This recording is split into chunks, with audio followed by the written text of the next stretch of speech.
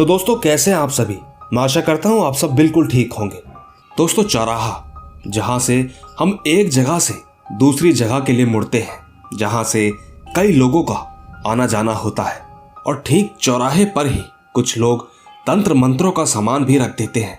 हालांकि वो होता किस चीज के लिए है ये तो हमें नहीं पता, लेकिन उसे छेड़े जाने की वजह से जब दूसरा इंसान परेशान होता है वो हमें पता है। तो दोस्तों ठीक हमारी आज की कहानी एक ऐसी लड़की की है जिसने जाने अनजाने में ही सही पर गलती तो की। इसके बाद उसके साथ जो कुछ भी हुआ उसके बारे में आज आप इस कहानी में जानेंगे।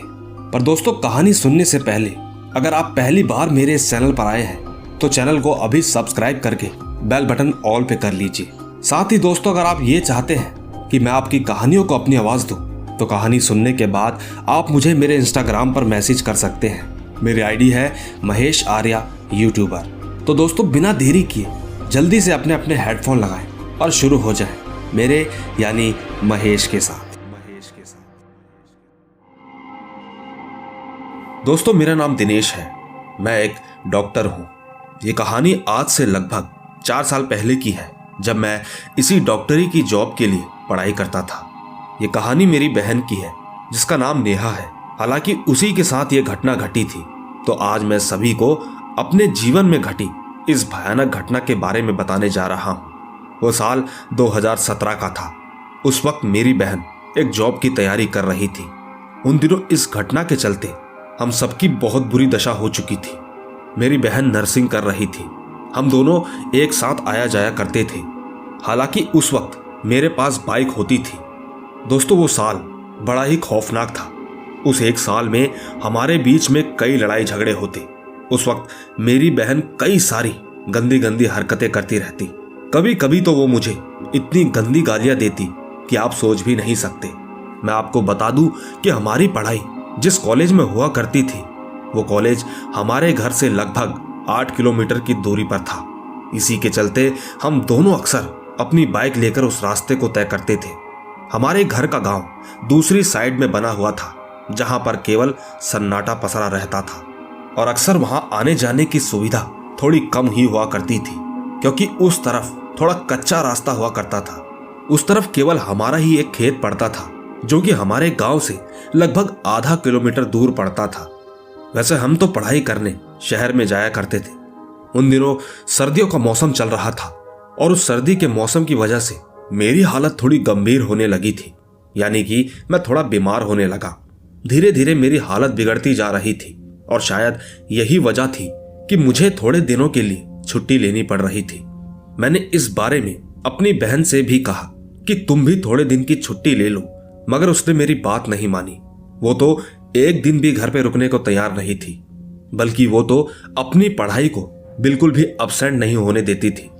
वो लगातार अपनी पढ़ाई के लिए जाया करती। जिस रास्ते से हम अक्सर आया जाया करते थे उस रास्ते में एक चौराहा भी पड़ता था। वैसे आपको बता दूं कि मैं भूत प्रेत में विश्वास करता था, मगर मेरी बहन इन चीजों को बिल्कुल नहीं मानती थी। हो ना हो शायद उसकी यही गलती उस पर भारी पड़ने वाली थी। मेरी बहन सुबह सुबह यानी 9 बजे तैयार होकर अपनी पढ़ाई के लिए निकल जाती। वो सुबह 9 बजे निकलती तो शाम को लगभग 5 बजे घर वापस लौटती थी। उन दिनों मेरी तबीयत तो खराब चल रही थी, और ठीक मेरी बहन को ड्राइव करनी भी नहीं आती थी, इसीलिए शाम को आते आते उसे थोड़ी देर हो ही जाती थी। मुझे आज भी याद है 6 नवंबर 2017 का दिन था। उस दिन मेरी बहन सुबह सुबह पढ़ाई के लिए निकल गई थी। फिर शाम को तकरीबन 4 बजे उसका कॉल आया। फोन पर उसने कहा कि आज उसे आते आते 7 बज जाएंगे, क्योंकि आज उसे अपने दोस्त के यहाँ पढ़ाई के लिए जाना है। उसने इतना ही कहा और फोन काट दिया। इसके बाद धीरे धीरे शाम हो गई और वो 8 बजे घर पहुंची।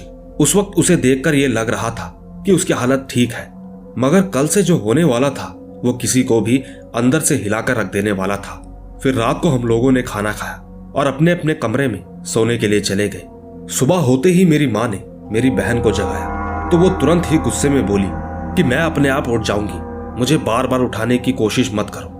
आपको बता दूं कि ऐसा पहली बार हुआ था, क्योंकि ये पहली बार था जब मेरी बहन ने माँ पर इतना गुस्सा किया था। इसके बाद वो लगभग 9 बजे तक सोती ही रही, और फिर जब उठी तो उसने अपने बाल खोल लिए।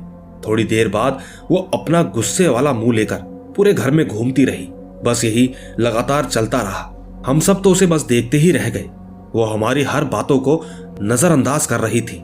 ऐसा लग रहा था जैसे उसके पास सुनने के लिए कान ही ना हो। जैसे जैसे दिन गुजर रहा था वैसे वैसे उसकी हरकतें बढ़ती जा रही थी। उसने पूरा दिन हम सबको घूरते हुए ही निकाला। जब उससे किसी ने बात नहीं की तो वो छत पर जाकर बैठ जाती। जैसे तैसे रात हुई। वो रात भर सबकी तरफ घूरती हुई चिल्लाने लगी। उसे समझाने की कोशिश की तो वो बर्तन पटकने लगी। न जाने उसे क्या हो गया था। वो अपने बालों को नोचने लगी थी। हमने उसे खाना दिया तो उसने बिल्कुल भी नहीं खाया। दोस्तों, हमें पूरा विश्वास हो चुका था कि हो ना हो इसके अंदर कोई और है जो उसकी ऐसी हालत कर रहा है। घर वाले एकदम परेशान हो गए थे क्योंकि ये पहली बार था जो हम सब ये देख रहे थे। उस रात हम सो नहीं पाए। हम उसे पंडित जी के पास ले जाने की बातें कर रहे थे तो शायद कहीं ना कहीं उसने हमारी बातें सुन ली थी, क्योंकि जब हम उसे गाड़ी में ले जाने लगे तो उसने हमें धक्का देना शुरू कर दिया था। लेकिन जैसे तैसे हमने उसे काफी मुश्किल से गाड़ी के अंदर बैठा लिया। गाड़ी में बैठते ही उसकी चिल्लाने की आवाज इतनी ज्यादा तेज थी कि मानो उसकी आवाज हमारे कानों को चीरती हुई हमारे कानों में दर्द कर रही थी। जैसे तैसे हम लोग गाड़ी लेकर एक महात्मा जी के पास पहुंचे। वहां पहुंचकर पहले तो वो गाड़ी से बाहर नहीं आ रही थी। वो लगातार बस एक ही रट लगाई थी कि मुझे छोड़ दो, मुझे छोड़ दो। दोस्तों, हम लोग कैसे उसको महात्मा जी के पास ले गए ये हम आपको बता भी नहीं सकते। वहां पहुंचकर पहले तो महात्मा जी ने उस पर कई सारी तंत्र विद्या चलाई, मगर वो सारी विद्या बेकार हो गई, क्योंकि उसके बाद महात्मा जी ने बताया कि ये आत्मा काफी दुखी और खतरनाक आत्मा है। मैं तो इसका इलाज नहीं कर पाऊंगा, और तो और मैं तो क्या, इस दुनिया में कोई भी पंडित इसका इलाज नहीं कर पाएगा। आपके पास बस एक ही रास्ता है। आप गांव के कब्रिस्तान की तरफ रहने वाले उस अघोरी बाबा के पास जाकर एक बार मिल लीजिए। उनके अलावा किसी के पास भी इसका इलाज नहीं है। इसीलिए आपको उसी अघोरी बाबा के पास जाकर इसका इलाज करवाना होगा। दोस्तों, ये सब सुनने के बाद पहले तो हम लोग अपने घर पर आए। दोस्तों, जैसे ही हम घर पर आए तो मेरी बहन की हालत अब और भी ज्यादा खराब हो चुकी थी। वो जोर जोर से चिल्ला रही थी। वो अपना सर पकड़कर हमारे कमरे के एक कोने में बैठ गई। पूरा दिन बीत जाने के बाद उसने पहली बार हमसे सिर्फ खाना मांगा। हमें तो कुछ भी समझ में नहीं आ रहा था। इसीलिए हमने उस बाबा के पास जाने का प्लान आज के लिए कैंसिल कर दिया था। हमने उसे भरपेट खाना दिया। खाना खाने से उसकी हालत में थोड़ा सुधार था। हालांकि उस रात वो आराम से सो भी गई। इसके बाद सुबह सुबह उठकर हमने किसी तरह अपनी बहन को गाड़ी में बैठाया। जब हम लोग कब्रिस्तान पहुंचे तो हमने देखा कि वो बाबा अपनी झोपड़ी के अंदर बैठे हुए थे। हम लोग उनके पास गए और उन्हें अपनी सारी बात बताई, जिसके बाद वो एकदम से हैरानी भरी नजरों से मेरी बहन को देखने लगे। थोड़ी देर बाद उन्होंने मेरे पिताजी को इशारा किया। तब जाकर मेरे पिताजी ने मेरी बहन को पकड़ लिया। उस वक्त वो इतनी ज्यादा ताकतवर बन चुकी थी कि मेरे पिताजी अकेले उसे रोकने में असमर्थ दिखाई दे रहे थे। मैंने तुरंत अपने ताऊजी की तरफ इशारा किया कि वो भी उसे पकड़े, और फिर मैं भी उसे पकड़ने के लिए उसके करीब पहुंचा। दोस्तों, यकीन कीजिएगा, उस वक्त वो इतनी ज्यादा ताकतवर बन चुकी थी कि हम 3 आदमी भी उसे रोकने में लगभग असमर्थ नजर आ रहे थे। मगर हमने भी उसे पूरी ताकत के साथ पकड़ रखा था, और शायद यही वजह थी कि हम उसे किसी तरह उस बाबा के सामने लेकर गए। हम लोग जैसे ही उस अघोरी बाबा के सामने अपनी बहन को लेकर आए तो वो एकदम से तड़पने लगी, और तो और वो वहां से भागने की कोशिश करने लगी।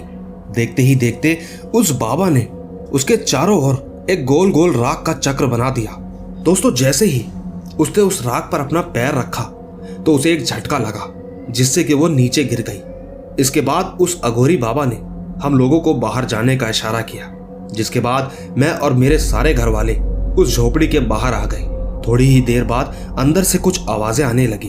वो मेरी बहन की चिल्लाने की आवाज थी, लेकिन उन आवाजों से ये साफ पता चलता था कि वो सिर्फ मेरी बहन की ही नहीं बल्कि उसके अंदर कई आवाजें प्रवेश कर चुकी थी, जिसे सुनकर मेरी माँ के तो आंखों से आंसू ही छूट गए। वो लगातार रोने लगी। उन्हें लगा पता नहीं उनकी बेटी को क्या हो गया है, मगर मैंने उन्हें किसी तरह समझाते हुए कहा कि सब कुछ ठीक हो जाएगा। इसके लगभग 20 मिनट बाद उन बाबा की आवाज आई, यानी उन अघोरी बाबा ने हमें आवाज देते हुए अंदर बुलाया। फिर हम लोग जब अंदर पहुंचे तो हमने देखा कि मेरी बहन की हालत अब पहले से काफी ठीक है। वो एक सामान्य इंसान की तरह उस कुटिया के अंदर बैठी हुई थी। जब हम लोग उसके पास पहुंचे तो हमने देखा कि उसकी हालत अब एकदम ठीक है।